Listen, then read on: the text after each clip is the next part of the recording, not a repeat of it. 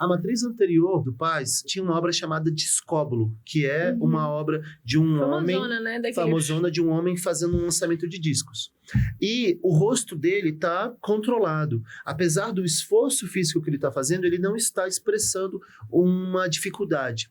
Então, isso é um conceito básico das artes gregas, do período clássico. Você está mostrando um pleno controle da sua razão sobre a sua emoção ou sobre o seu instinto também. Então, o rosto das estátuas, ele está sempre pleno. Ele não esboça nenhuma emoção. Essa é uma das diferenças para a nossa obra Laoconte e seus filhos, que é do período helênico, e aí sim os rostos já vão expressar emoções.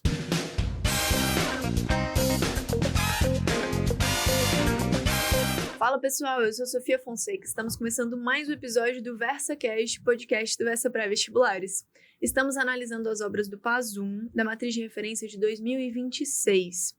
Hoje eu conto com o professor Rodrigo Issa, de Artes Visuais e Cênicas, para analisar mais uma obra com a gente. Bem-vindo, Rodrigo. Oi, Sofia. Oi, pessoal, tudo bem? Sejam bem-vindos. Hoje a gente vai fazer a análise da obra Laoconte e seus filhos. A gente já fez análise de outras duas obras, eu também de visuais, e eu também estou fazendo análise com vocês das obras de cênicas, tá? Então, fiquem ligados, deem uma olhadinha, que é muito importante para vocês, tá?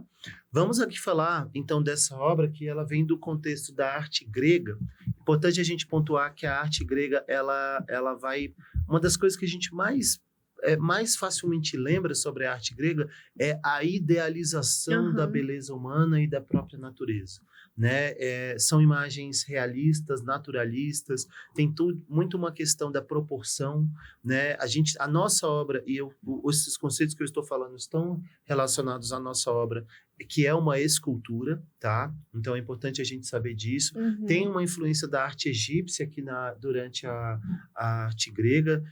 Se você ainda não viu o episódio sobre Ourives trabalhando... É interessante que ouça na ordem que a gente está colocando aqui. Exatamente. Inclusive, não é a ordem que está na matriz propositalmente. A ordem da matriz, ela tá maluca. A ordem da matriz, desculpa, tá? Quem fez, mas... Eu não entendo essa ordem, não, porque ela não é didática, ela não é histórica, ela não Ela vai e volta, né? Ela vai e volta, ela não... Prejudica a compreensão, assim, dos contextos. Exatamente, e dos conceitos, porque você precisa ir trabalhando o conceito do entendimento de forma com a historicidade para justamente você conseguir construir esse conhecimento, porque cada vez as coisas vão ficando mais complexas, a gente vai entrando com outros elementos sociais, então é importante que a gente siga uma ordem. Então, na nossa ordem da arte grega, a gente está falando de uma obra, o contexto da arte grega, que ela tem 3 períodos, tá? O período arcaico, o período clássico e o período helênico. Tá? De novo, conteúdo da matriz de referência do Paz I, de conteúdos, é importantíssimo, tem que saber detalhes, tem que relacionar com a história, então aqui é só mais um braço que aí a gente chega nas artes visuais. Exatamente. A nossa obra em si, o Laoconte e seus filhos, ela é do período helênico, tá? Quando a gente está falando do helenismo, a gente está falando sobre essa expansão geográfica através de Alexandre o Grande. Alexandre o Grande, esse que vai conquistar a Grécia, certo?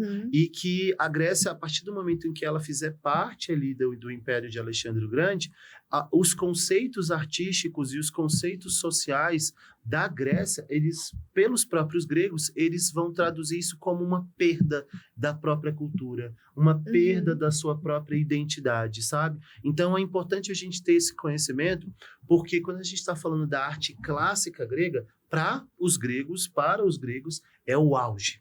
O helenismo não. O helenismo ele já tem uma mistura de culturas em que isso já vai se perder um pouco e os próprios gregos eles vão ficar um pouco incomodados com isso. Falando do nosso período da nossa obra, a gente está falando de uma obra que faz parte desse período aqui do helenismo, certo? O helenismo ele começa ali a partir da morte de Alexandre o Grande em 323 antes de Cristo, a gente ainda está falando disso. E essa obra, ela está localizada no Museu do Vaticano, em Roma. Quem viu ou quem não viu ainda o Diabo Veste Prada 2... Está nos cinemas nessa contextualização da gravação desse episódio. Exatamente. Assim, só para fazer esse contexto, nesse momento ainda está no cinema, mas já vai estar num streaming em algum lugar aí. tem um momento que essa obra aparece Olha só. no filme. E aparece a versão antiga, inclusive. E aí a gente vai falar um pouquinho sobre isso. Então, quando a gente está falando aqui desse contexto do helenismo, a gente está falando, dentro das esculturas, de uma diferenciação entre a arte grega e a clássica. Na clássica, a gente tem uma representação ideal do corpo, proporcionalmente, inclusive, uma idealização. Aqueles corpos que a gente vê representados nas esculturas são corpos inexistentes, gente. Ninguém é tão proporcional. Padrão Instagram. É um padrão estético. Então, isso é um conceito dentro das sociais que a gente também pode mais aplicar. uma vez, né, Rodrigo? Todas as artes visuais aqui que a gente está analisando, dá para dar uma pescada na sociologia. Sempre dá, porque ela é um reflexo da própria sociedade. Então, aquela sociedade, ela tinha também esse conceito de idealização da beleza humana, do corpo feminino e do corpo masculino também. Então, a diferenciação entre as artes clássicas do período grego, né? O período clássico do período helênico, e eu nem vou me ater ao arcaico, porque eu acredito que não vai cair para vocês, é mais essa diferenciação que a UNB vai exigir de vocês, essa compreensão, é que no período clássico tem essa idealização do corpo, das formas, só que tem um controle da razão. O controle da razão sobre a emoção e sobre o esforço físico. A matriz anterior do Paz tinha uma obra chamada Discóbulo, que é uma obra de um famosona, homem... né? Famosona, de um homem fazendo um lançamento de discos. E o rosto dele está controlado. Apesar do esforço físico que ele está fazendo, ele não está expressando uma dificuldade. Então, isso é um conceito básico das artes gregas, do período clássico. Você está mostrando uma plena... um pleno controle da sua razão sobre a sua emoção ou sobre o seu instinto também. Então, o rosto das estátuas, ele está sempre pleno. Sem ele emoção, ele não né? esboça nenhuma emoção. Essa é uma das diferenças para a nossa obra Laocoonte e seus filhos, que é do período helênico, e aí sim os rostos já vão expressar emoções. Essa mudança obra aqui, drástica, então. Mudança drástica. Então, essa é uma grande diferença, tá? E aqui também, inclusive, tem uma outra diferença. Se você já olhou para essa obra aqui, você já viu que é uma obra que tem muitas torções, produz muitas diagonais, certo? Então, quando você... Não era algo visto. Não era algo visto. No clássico, você tem muito mais, justamente, até que era, mas de uma forma diferente. No período clássico, você tem muito mais essa representação retilínea das formas, para representar a ordem. Aqui não, aqui a gente quer representar a expressividade, a dramatização, o dinamismo, certo? Eu posso associar isso àqueles movimentos artísticos de sempre contrapor o período anterior? Sim, totalmente. Alguns pontos. Até para poder diferenciar um dos outros.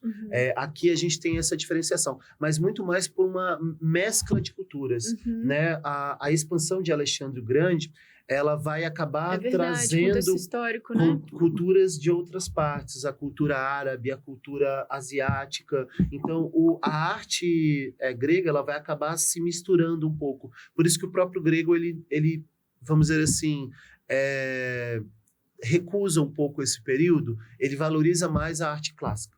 Porque ele entende que é quando o período... É um período em que a cultura grega, ela estava pura. Ela não estava misturada com outras culturas. Tudo bem? Então, a gente está falando de composições mais complexas. Essas composições aqui, como Laocoonte e seus filhos do período helênico, elas vão ser cenas mais narrativas, vão produzir imagens de corpos mais retorcidos. Até no contexto das artes do período clássico, você tem, por exemplo, uma torção ali, por exemplo, com Discóbulo, tem que eu uma diagonal estava ali, né? citando para vocês. Só que essa torção, ela está muito mais ligada a essa demonstração de domínio da razão sobre o corpo.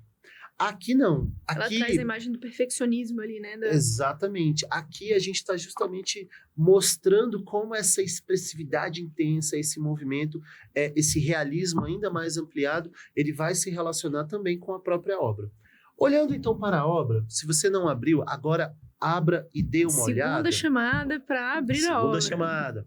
Essa é uma obra que ela não tem uma certeza sobre quem fez exatamente. Ela é atribuída a 3 escultores, ao Agessandro, ao Atenodoro e o Polídoro de Rhodes. É uma cidade dentro da Grécia Antiga chamada Rhodes. E acredita-se que o original pertenceu ao imperador romano Tito, tá? Por que eu estou falando disso? É importante para a gente entender quando a gente vai falando de Coliseu. O Tito é justamente o cara que vai inaugurar o Coliseu, o imperador romano que vai inaugurar o Coliseu. Professor, então essa obra ela foi produzida...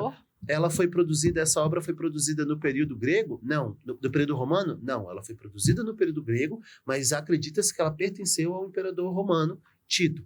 E aí, já adiantando uma coisinha, os romanos, eles tinham um valor, eles valorizavam muito a arte grega, eles colecionavam obras, esculturas, então eles gostavam de ter obras originais gregas.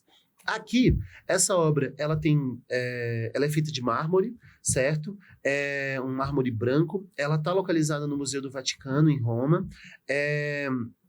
Ela era descrita por um intelectual romano como a maior obra já produzida pelo homem, porque ela é realmente muito bonita, muito linda. Eu vou até mostrar aqui para a Sofia, para poder ela dar uma olhadinha. E quando a gente olha, a gente consegue observar alguns detalhes. A veia do ombro, a muito estrutura do corpo dele, da costela, os músculos, sabe? A coisa que a gente vê muito é o estudo dos músculos, né? Os traços na coxa, assim, dá para identificar. E principalmente a expressão de dor e de sofrimento desse homem centralizado. Essa imagem, ela ficou durante muito tempo, essa escultura, ela ficou sumida, séculos, ela ficou desaparecida, ninguém sabia o que tinha acontecido, isso é muito comum na arte antiga, até que ela foi descoberta em 1508, 1506, enterrada numa vinícola em Roma. Os homens, os camponeses estavam tratando a terra, estavam ali cavando para poder plantar sementes, fazer coisas. E aí, gente, peraí, tem alguma coisa aqui embaixo. Uma escultura gigante. Na época, o Papa era o Papa Júlio II. Ele manda um grupo de artistas para poder vistoriar essa obra, porque entendem que é um artefato, é uma obra antiga. Inclusive, dentro desse grupo de artistas, Michelangelo apenas foi lá para poder vistoriar e fazer parte desse grupo que ia retirar essa obra. E essa obra, ela já foi estudada, gente, por muita gente. Ela vai influenciar a Renascença, o Renascimento, que a gente também chama de classicismo, o maneirismo, que vem ali também do período renascentista, as esculturas barrocas, por conta da sua dramaticidade, da sua complexidade. A nossa obra, inclusive, ela vai inspirar, e aí fazendo uma interdisciplinaridade com a biologia, ela vai ter um comentário sobre ela, sobre Charles Darwin. Se você olha a obra, ela é uma crítica que o Darwin faz e outros intelectuais à composição da obra, porque por se tratar e aí eu vou explicar sobre a história dessa lenda, do que representa esse nome, inclusive, e o que a obra representa. A gente tem aqui uma cobra se enrolando, na verdade não é nem só uma, são 2 cobras se enrolando nessa composição, são 2 crianças e o seu pai, o Laocoonte. Só que, biologicamente, se é uma cobra que ela mata justamente pelo não sei o termo específico. Estrangulamento do membro. Exatamente. Ela não estaria assim. Ela estaria toda enrolada e eles estariam todos ali com seus braços, limitados, com as suas pernas limitados. E não nessa composição. Só que aí é que tá. Não é... Aí o estudo, na verdade... Não é para ser realista. Não é para ser realista. A compreensão do Darwin desses intelectuais, eles não entenderam o mote. A gente, desde o início do podcast, a gente está falando... A gente estava falando sobre a idealização da beleza. Aqui é uma representação da idealização da dor, do sofrimento. E isso é muito importante. Então, a idealização... A interpretação é mais por que a cobra está presente ali e não como. Exatamente, não como. Então, eles ficaram muito batendo na tecla, isso está errado, mas não era esse exatamente o intuito deles. O intuito deles era justamente representar essa dor. O que essa obra em si conta, gente? E aí eu vou falar isso e vou finalizar com a gente aqui. Essa obra, foi descrita, essa passagem, no poema épico Eneida, de Virgílio, e fala sobre a Guerra de Troia. Laocoonte era um sacerdote troiano, E ele recebe esse recado dos deuses de que eles não deveriam aceitar o cavalo de Troia. O cavalo de Troia, o cavalo dado de presente pelos gregos... Se você não sabe essa história, dá um pause aí, pesquisa ela rapidinho, ela é de compreensão rápida, curta e volta pra cá. Exatamente. Não dá pra gente explicar tudo, mas os gregos, eles armam uma armadilha mesmo, eles fazem uma armadilha contra os troianos. E aí eles presenteiam a cidade de Troia com um cavalo de madeira imenso que estava cheio de gregos lá dentro, que durante a noite iriam justamente saquear, matar a cidade e romper essa barreira da defesa troiana que era muito forte. Laoconte, ele intui isso, ele é avisado pelos deuses e ele fala para os troianos, não aceitem esse cavalo. Com isso, não é que não deram ouvidos. O que é que acontece? Os deuses estavam do lado dos gregos. Então, Eita. Netuno manda, no caso aqui, Netuno, eu estou falando da mitologia romana, mas Poseidon, dentro da mitologia grega, ele então manda 2 cobras marinhas para matar os Laoconte e seus filhos num gesto... Para o recado não chegar. Para o recado não chegar. Inclusive, os troianos olham para aquela cena e pensam, meu Deus, Laoconte realmente estava muito errado, porque a gente deve receber, olha, os deuses estão dando um punindo recado. Estão punindo o Laoconte. Na verdade, não, é porque os deuses estavam do lado dos gregos e estavam tentando impedir que essa mensagem não chegasse e que o plano dos gregos funcionasse. Funciona. Laoconte e seus filhos são assassinados, eles morrem asfixiados por conta dessas cobras marítimas. Essa imagem representa o momento que as cobras estão enrolando sobre eles e realmente acontece. Laoconte e seus filhos acabam morrendo, os troianos aceitam o cavalo de Troia e a Grécia vence Troia por conta dessa armadilha que foi produzida.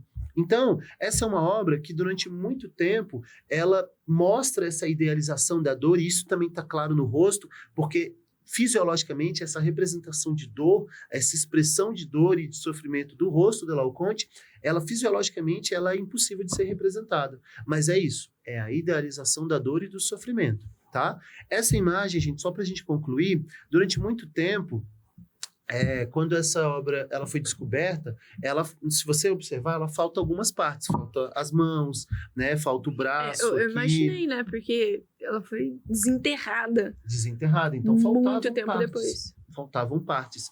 E aí, nesse ano em que ela foi descoberta, em 1506, pelo Papa, e o Papa Júlio II, ele manda fazer isso e tudo mais, desenterrar essa obra, o próprio Papa, ele realiza um concurso. Ele chama escultores e fala, vamos complementar essa obra. Essa obra ela está faltando partes, então vamos complementá-la, porque ela está errada. Se você jogar lá o Conte de Seus Filhos, provavelmente você vai ver uma imagem, gente, eu vou representar aqui para quem estiver vendo em vídeo, mostrando que lá o Conte está segurando a cobra em cima com o braço esticado. Durante muitos anos, essa foi a imagem aceita do Laoconte. Nossa, mó fofoca da arte. Mó fofoca da arte. E a composição com mãos para cima, coisas assim. Só que em 1957... A gente dá um salto gigante na história. Exatamente. Pouco tempo atrás, tá, gente? 60 anos atrás, coisa assim. Que estava nascendo. Exatamente. Esse braço foi encontrado num antiquário na Europa. E aí fizeram um estudo e descobriram que, na verdade, realmente, esse braço era o braço da escultura, o original. Existe até um grupo que, na verdade, fala que não, porque se você der uma olhadinha no braço direito do Laoconte, ele tem aqui uma junção e dá para ver que tem uma diferença de cor e de textura. Não, e de cor e de textura. O braço, ele provavelmente essa peça ficou no antiquário, então a ação do tempo sobre ela foi diferente. Então, ele está mais desgastado do que a obra original. A obra original, ela está mais limpa, o branco está mais conservado, ela tá com uma textura um pouco mais lisa. E só que realmente, depois de muitos estudos, viram que realmente fazia parte da obra original, e aí, inclusive, as outras partes que tinham sido adicionadas durante o Renascimento, eles falaram, acho que a gente está errado em tentando recriar a história, então vamos retirar as partes que lá no Renascimento outros artistas produziram e adequar, e vamos deixar como ela foi. Aqui essa imagem foi a imagem que durante muitos anos foi vista, o braço esticado, e na verdade não, essa peça que foi encontrada em 1957 mostra que o braço, na verdade, ele estava dobrado. E pelo Puxando estudo... a cobra, né? Exatamente. Pelo estudo anatômico que houve na época, o próprio Michelangelo, ele discordou dessa inclusão do braço esticado. Ele olhou e falou, pelo corpo, tá errado. O músculo Enfim, o dele Michelangelo, aqui né? não tem nada a ver. A biomecânica aqui não tá mostrando que ele tá com o braço esticado. Na verdade, tá dobrado. Então, enfim, né? Só o Michelangelo, Apenas né? a opinião Somente dele. o cara que tava ali Um representado. estudo aprofundado. Exatamente. E essa é a nossa obra, Laoconte e seus filhos. Sou fã das obras gregas. Muito legal. Obrigada, Rodrigo, por essa análise. Valeu, gente. Até a próxima. Até o próximo episódio, pessoal.